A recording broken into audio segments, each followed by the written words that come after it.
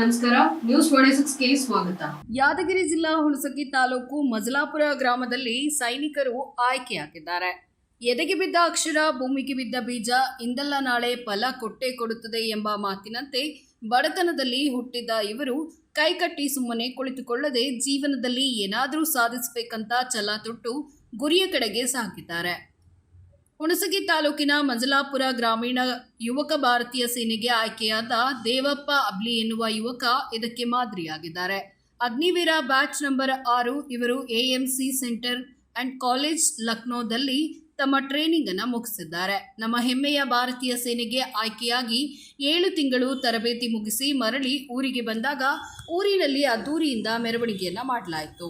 ಈ ಸಂದರ್ಭದಲ್ಲಿ ಹುಣಸಗಿ ಪಟ್ಟಣದ ಮಹಂತ ಸ್ವಾಮಿ ವೃತ್ತದಿಂದ ಬಸವೇಶ್ವರ ವೃತ್ತದವರೆಗೆ ಬೈಕ್ ರ್ಯಾಲಿ ಮೂಲಕ ಮೆರವಣಿಗೆಯನ್ನ ಮಾಡಲಾಯಿತು. ಈ ಸಮಯದಲ್ಲಿ ಹುಣಸಗಿಯ ಪಟ್ಟಣ ಪಂಚಾಯಿತಿ ಸದಸ್ಯರಾದ ಮಲ್ಲಣ್ಣ ಬಿರಾದರ ಹುಣಸಗಿ ಹಾಗೂ ಸಹೋದರರಾದ ಹನುಮೇಶ ತೋಳದಿನ್ನಿ, ಅರುಣ್ ದೊರೆ ಹುಣಸಗಿ, ಸುನೀಲ್ ರವರು ಯುವಕರಿಗೆ ಶುಭ ಹಾರೈಸಿ ಸನ್ಮಾನಿಸಿದರು. ಹಾಗೂ ಮಂಜಲಾಪುರ ಹಳ್ಳಿಯ ಪ್ರಮುಖ ಬೀದಿಗಳಲ್ಲಿ ಮೆರವಣಿಗೆಯನ್ನ ಮಾಡಲಾಯಿತು.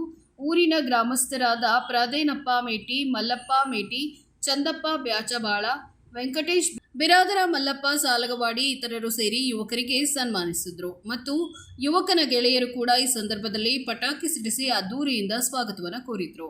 ನಂತರ ತನ್ನ ಪೆರೇಡ್ ಡ್ರಿಲ್ ಮೂಲಕ ತಂದೆ ತಾಯಿಗೆ ಸೆಲ್ಯೂಟ್ ಮಾಡಿ ಟೋಪಿಯನ್ನ ಹಾಕುವುದರ ಮೂಲಕ ಅವರಿಗೆ ಗೌರವವನ್ನ ಸಲ್ಲಿಸಿದ್ರು. ನೂರಾರು ಜನರು ಈ ಕಾರ್ಯಕ್ರಮದಲ್ಲಿ ಭಾಗಿಯಾಗಿದ್ರು. ವರದಿ ರಾಜಕುಮಾರ್ ರಾಠೋಡ್, ನ್ಯೂಸ್ 26 ಕನ್ನಡ, ಯಾದಗಿರಿ.